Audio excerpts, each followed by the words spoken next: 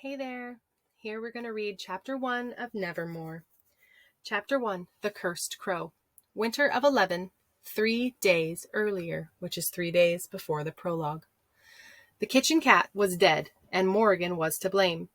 She didn't know how it happened, or when. She thought perhaps he'd eaten something poisonous overnight.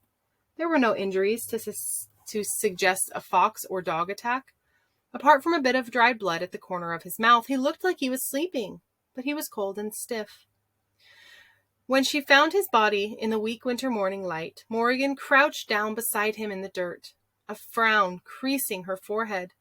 She stroked his black pelt from the top of his head to the tip of his bushy tail. "Sorry, kitchen cat," she murmured.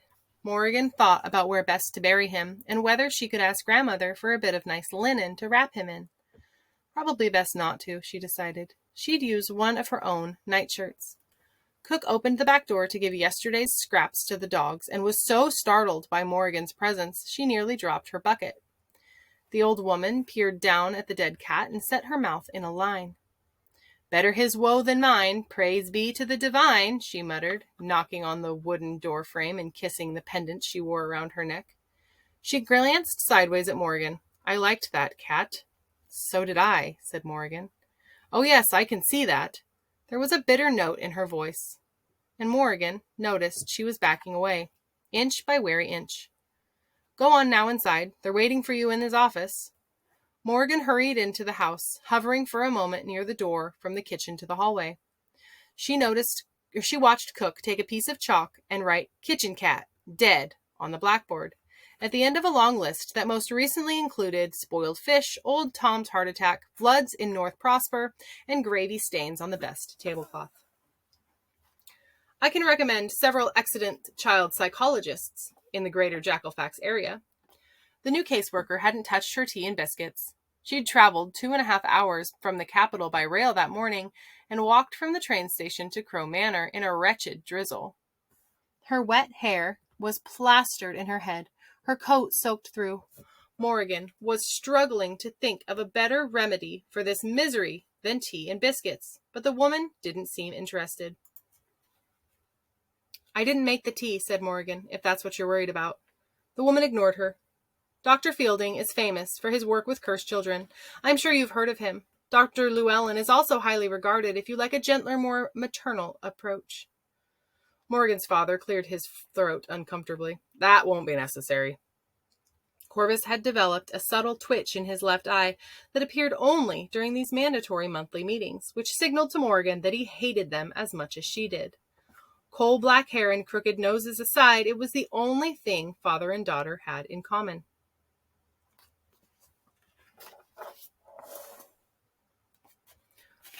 "Morgan has no need of counseling," he continued. "She's a sensible enough child. She is well acquainted with her situation."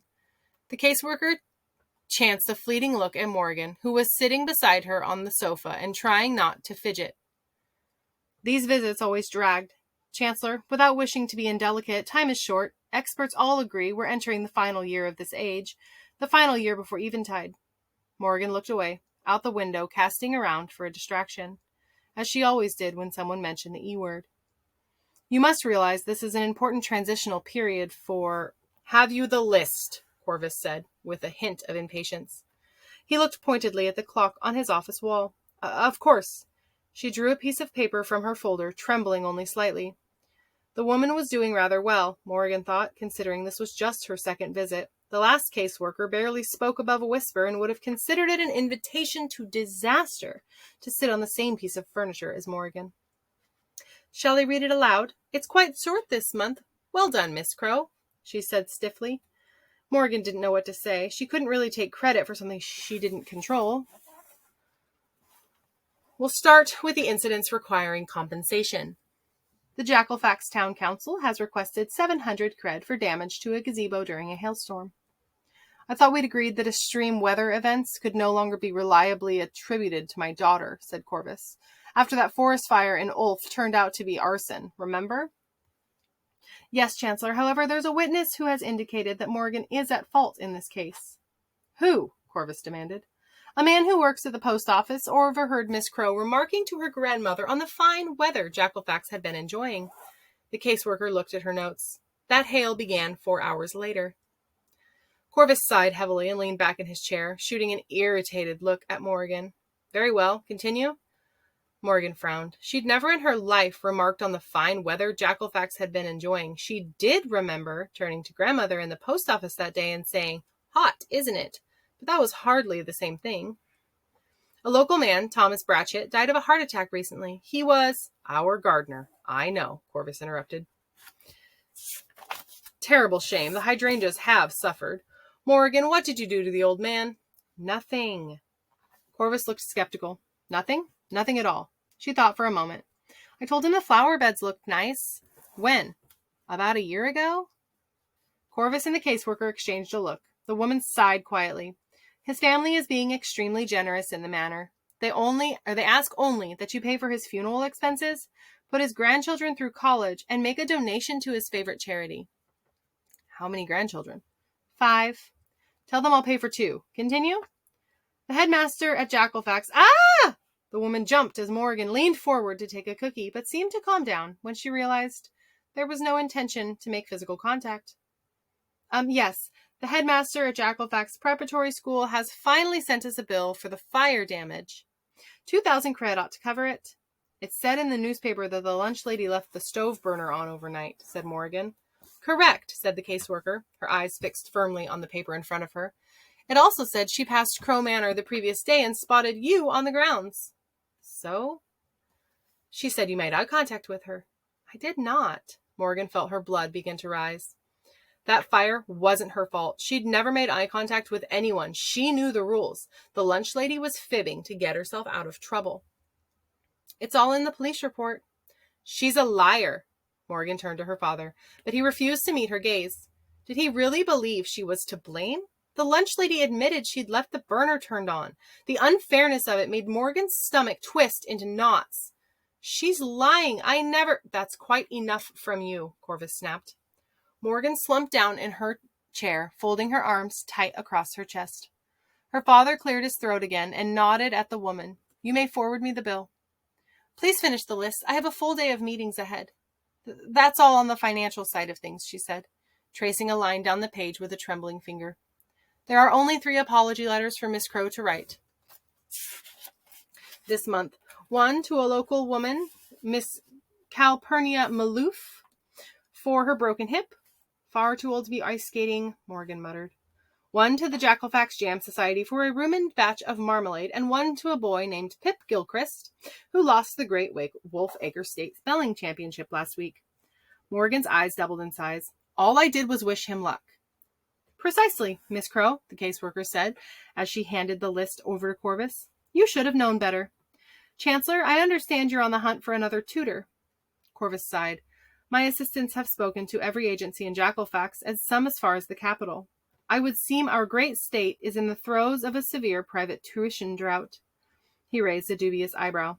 What happened to Miss... The caseworker consulted her notes. Linford, was it? Last time we spoke, you said she was working out nicely. Feeble woman, Corvus said, with a sneer. She barely lasted a week. Just left one afternoon and never returned. Nobody knows why.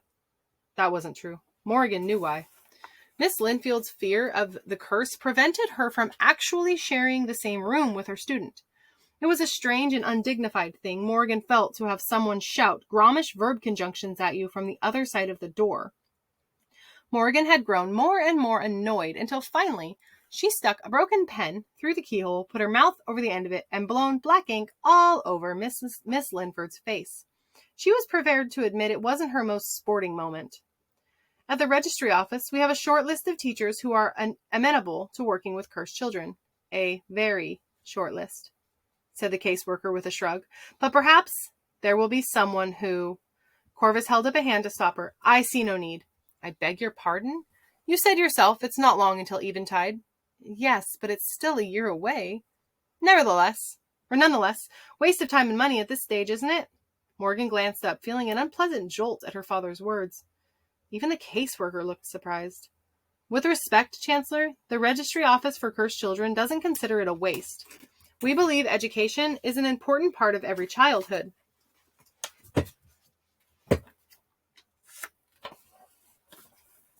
Corvus narrowed his eyes. Yes, paying for an education seems rather pointless when this particular childhood is about to be cut short. Personally, I think we should never have bothered in the first place. I'd be better off sending my hunting dogs to school. They've got a longer life expectancy and are much more useful to me. Morgan exhaled in a short, blunt oof, as though her father had just thrown a very large brick at her stomach. There it was, the truth she kept squashed down. Something she could ignore but never forget. The truth that she and every cursed child knew deep in their bones, had tattooed on their hearts. I am going to die on Eventide night. I'm sure my friends in the Wintersea party would agree with me, Corvus continued, glaring at the caseworker, oblivious to Morgan's unease, particularly the ones who control the funding of your little department. There was a long silence. The caseworker looked sideways at Morgan and began to gather her belongings. Morgan recognized the flash of pity that crossed the woman's face, and she hated her for it.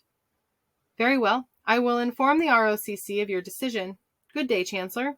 Miss Crow? The caseworker hurried out of the office without a backward glance. Corvus pressed the buzzer on the desk and called for his assistants. Morgan rose from her chair. She wanted to shout at her father, but instead her voice came out trembling and timid. Should I? Do as you like, Corvus snapped, shuffling through the papers on his desk. Just don't bother me. Dear Mrs. Maloof, I'm sorry you don't know how to ice skate properly. Oh, cross that. I'm sorry you thought it was a good idea to go. Oh, cross that. I'm sorry I broke your hip. I didn't mean to. I hope you are recovering quickly. Please accept my apologies and get well soon. Yours sincerely, Miss Morgan Crow. Sprawled on the floor of the second sitting room, Morgan rewrote the last few sentences neatly on a fresh sheet of paper and tucked it into an envelope but didn't seal it. Partly because Corvus would want to check the letter before it was sent, and partly on the off chance that her saliva had the power to cause sudden death or bankruptcy. The click-clack of hurried footsteps in the hallway made Morgan freeze. She looked at the clock on the wall. Midday. Could be grandmother, home from morning tea with her friends, or her stepmother Ivy, looking for someone to blame for a scratch on the silverware or a tear in the drapes. The second sitting room was usually a good place to hide. It was the gloomiest room in the house, with hardly any sunshine. Nobody liked it, except for Morgan.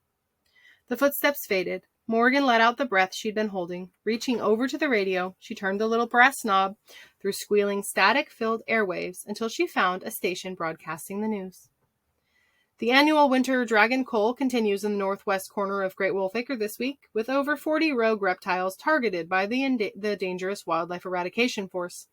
The DWEF has received increased reports of dragon encounters near Deep Down Falls Resort and Spa, a popular holiday destination for... Morgan let the newscaster's posh, nasal voice drone in the background as she began her next letter. Dear Pip, I'm sorry to hear you lost your recent spelling bee. Please accept my dearest apologies for any trouble I may have caused you. I promise I never wish you luck again. Yours faithfully, Morgan Crow. There were now people on the news talking about the homes they'd lost in the Prosper floods, crying over pets and loved ones they'd seen washed away when the streets ran like rivers. Morgan felt a stab of sadness and hoped Corvus was right about the weather not being her fault.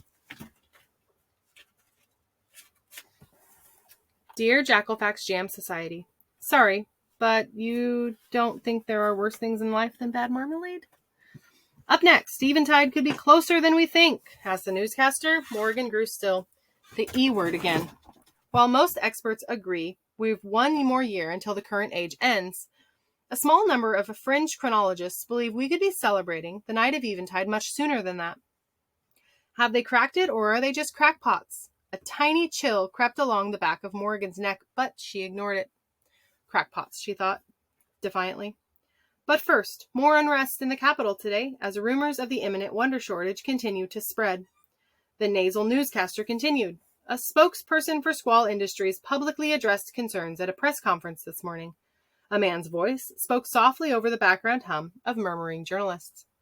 There is no crisis at Squall Industries. Rumors of an energy shortage in the Republic are entirely false. I cannot stress that enough. Speak up, someone yelled in the background.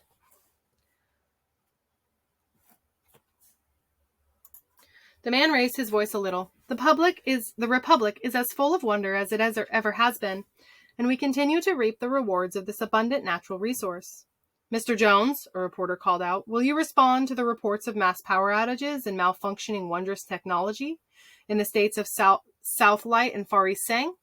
Is Ezra Squall aware of these problems? Will he emerge from his reclusive lifestyle to address the problem publicly?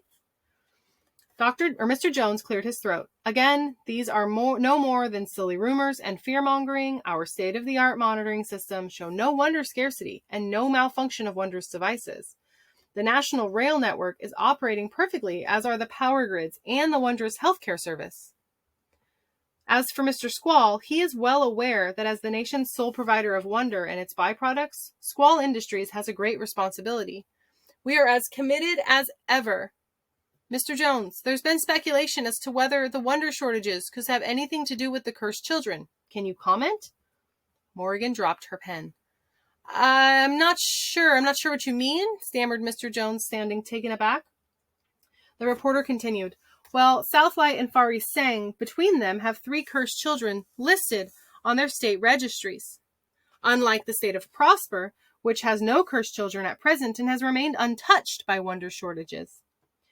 Great Wolf Acre also has a registered cursed child, the daughter of prominent politician Corvus Crow. Will it be the next state hit by the crisis? Once again, there is no crisis. Morrigan groaned and turned off the radio. Now she was being blamed for something that hadn't even happened yet. How many apology letters would she have to write next month? Her hand began to cramp at the thought. She sighed and picked up her pen. Dear Jackalfax Jam Society, sorry about the marmalade. Yours, M. Crow. Morrigan's father was the Chancellor of Great Wolf Acre, the largest of the 4 states that made up the Wintersea Republic. He was very busy and important, and usually still working, even on rare occasions when he was home for dinner. On his left and right would sit left and right, his ever-present assistants. Corvus was always firing his assistants and hiring new ones, so he'd given up on learning their real names.